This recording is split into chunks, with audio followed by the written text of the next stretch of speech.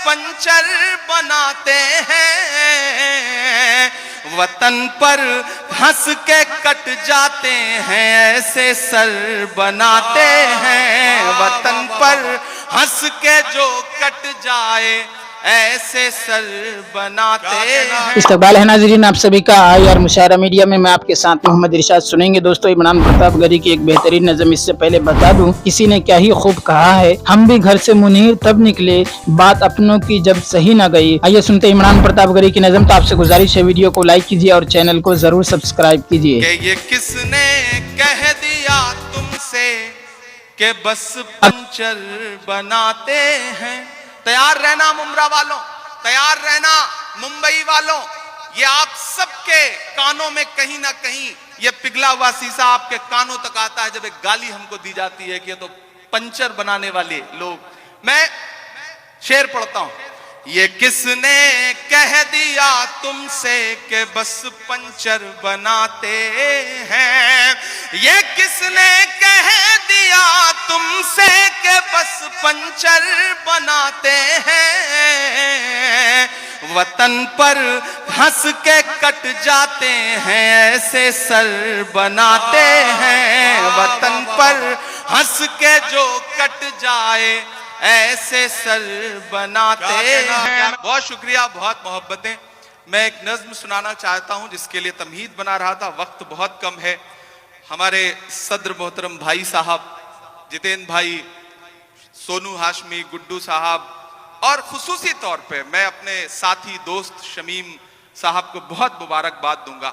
मैं आज जिम्मेदारी से यह बात कहता हूं कि दुनिया के तमाम मुल्कों में भी हम सारे लोग जाते हैं, ज्यादातर शायर, और हिंदुस्तान के भी हर शहर में हम मुशायरा पढ़ते हैं, लेकिन मुंब्रा का जो ये मुशायरा है इसका इंतजार न सिर्फ शायर करते हैं बल्कि हिंदुस्तान की आवाम भी इस मुशायरे का इंतजार करती है।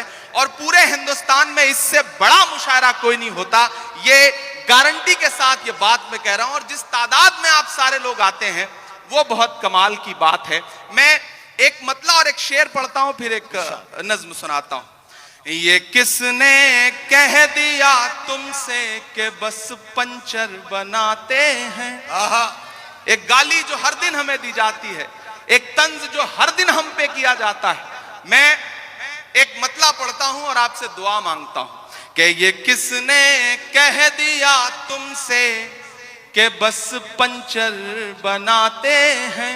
तैयार रहना मुमरा वालों, तैयार रहना मुंबई वालों, ये आप सबके कानों में कहीं ना कहीं ये पिघला हुआ शीशा आपके कानों तक आता है जब एक गाली हमको दी जाती है कि ये तो पंचर बनाने वाले लोग। मैं शेर पढ़ता हूं। ये किसने कह दिया तुमसे कि बस पंचर बनाते हैं, ये किसने कह दिया तुमसे कि बस पंचर बनाते हैं, वतन पर हंस के कट जाते हैं, ऐसे सर बनाते हैं, वतन पर हंस के जो कट जाए ऐसे सर बनाते हैं। मैं फिर से पढ़ता हूं। ये किसने कह दिया तुमसे कि बस पंचर बनाते हैं, वतन पर हंस के जो कट जाएं ऐसे सर बनाते हैं, वतन पर हंस के जो कट जाएं ऐसे सर बनाते हैं। बहुत शुक्रिया, वक्त कम है, मुझे एक नज्म सुनानी है लेकिन उससे पहले एक हुक्म पूरा करना है। फलस्तीन की नज्म के लिए मुझे हुक्म दिया गया है कि मैं वो सुना दूं। आप सुनने के मूड में हैं? सुनाऊं मैं? थक तो नहीं गए हैं? किसी ने कहा है कि जब तक शेर अपनी कहानियां खुद लिखना नहीं सीखेंगे तब तक शिकारी अपनी कहानियों में खुद को महान बताते रहेंगे। मैं कोशिश करता हूं, एक नज्म पढ़ता हूं। इन दिनों हालात थोड़े से बेहतर हुए हैं, सीज फायर हुआ है, थोड़ा कैदी भी छोड़े जा रहे हैं, लेकिन ये नज्म मैं मुसलसल उन दिनों से पढ़ रहा हूं जब हमारी आंखों के सामने लाशों के मंजर थे, तस्वीरें थी, विजुअल थे। और जब भी मैं फलस्तीन के लिए दुआ के लिए सोचता हूं तो मुझे अल्लामा इकबाल याद आते हैं और उनकी वो मशहूर मकबूल नज्म याद आती है, लब पे आती है दुआ बन के तमन्ना मेरी। मैं उस नज्म का ایک مصرع اٹھاتا ہوں اور ایک نئی نظم آپ کی عدالت میں رکھتا ہوں. یہ جو سامنے ادھر ادھر کچھ ساتھی بھٹک رہے ہیں ان سے گزارش کروں گا کہ بیٹھ جائیں. میں ایک بڑی سنجیدہ سی آخر میں نظم آپ کو سنا رہا ہوں. ارشاد. لب پہ آتی ہے دعا بن. آئیے دوستو نظم سننے کے بعد ندائے منبر و محراب کتاب سے سنتے ہیں کچھ بہترین باتیں. حضرت عمر رضی اللہ عنہ سے روایت ہے کہ رسول اکرم صلی اللہ علیہ وسلم نے ارشاد فرمایا کہ کوئی مرد جب کسی عورت کے ساتھ تنہائی میں ہوتا ہے تو وہاں ان دونوں کے علاوہ تیسرا شخص شیطان بھی ضرور موجود ہوتا ہے. شیطان کا کام معلوم ہی ہے، گناہ کراتا ہے. جب بھی کوئی مرد غیر عورت کے ساتھ تنہائی میں ہوگا تو شیطان بھی وہاں موجود ہوگا جو دونوں کے جذبات کو ابھارے گا اور دونوں کے دلوں میں خراب کام کرنے کے وسوسے ڈالے گا. اسی وجہ سے حضرت صلی اللہ علیہ وسلم نے سختی کے ساتھ غیر محرم کے پاس تنہائی میں رہنے کی ممانعت فرمائی.